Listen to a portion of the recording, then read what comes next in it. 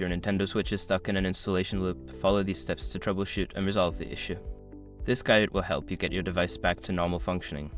Step 1. Power cycle the device. Turn off your Nintendo Switch completely by holding the power button for about 12 seconds. Wait for a few moments, then turn it back on. This can often resolve minor glitches.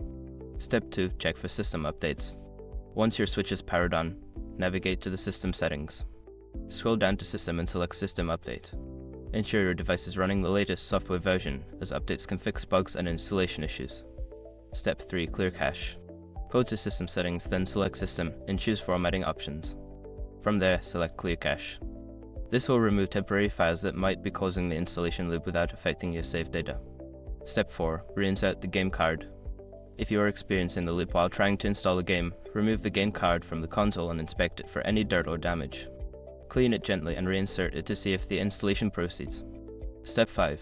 Factory reset last resort. If none of the previous steps work, consider performing a factory reset. Go to System Settings, then System, and select Formatting Options. Choose Initialize Console. Note that this will erase all data, so back up your save files if possible.